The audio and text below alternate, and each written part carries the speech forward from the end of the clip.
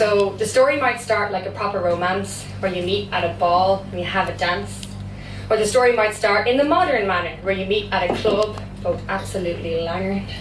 Or maybe at a gaff for your friend's birthday. You said you dropped in for an hour but decided to stay because when you went to the kitchen for a glass for your drink, you nearly melted at the man standing by the sink. So the story kind of starts like a proper romance, with electric sexuality from first glance. Of all the people that you meet, it's definitely rare to set eyes on someone and feel immediately ensnared. So you smile at him, but you're feeling unprepared because when you woke up this morning, what you chose to wear was a raggy pair of jeans and an old t-shirt. So why would you bother getting dressed up for work? So he looks like a dream, you feel like a mare because you've no makeup on, haven't touched your hair, in a raggy pair of jeans and an old t-shirt, a raggy pair of jeans and an old t-shirt, yet despite raggy jeans and old t-shirt, you decide to make it work and go over and flirt. So it turns out he's sound and you two hang around all night and you start to feel warm and fuzzy inside. And it's more than just the 5 pints of cider you've imbibed. And like, it's not like you're thinking of being a bride.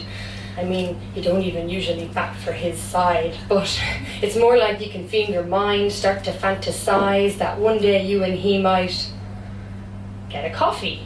And eventually you two do kiss and enjoy a few moments on each other's lips, and you're thinking that a lifetime on his hips wouldn't be time badly spent. But you're actively not looking for a relationship because you're far too terrified to commit. And you're still too young and feck that shit. But still, before you leave, you give him your digits. And as we all know, waiting for a text to come your way is a fast-track channel to going insane, willing your screen to light up with his name, wondering whether he's playing games. But then after day 3, you know what the truth is. But it felt kind of real, so you make up excuses. He's not much of a texter.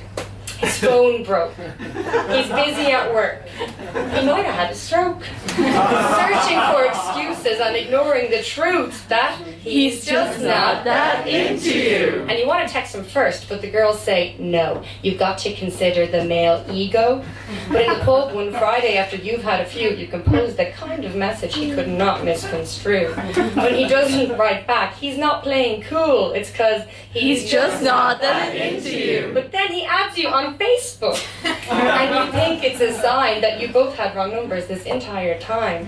He's been texting you daily, getting no replies, so you accept the friend request and wait for him to say hi. But he doesn't. And not long after that, he likes one of your pics. And you were wondering whether he is actually a tick or just a malicious mind-fucking dick. But once again, you're ignoring the obvious truth that he's just not that into you. Because it's not that hard to send a text. But you say, maybe he's still getting over his ex.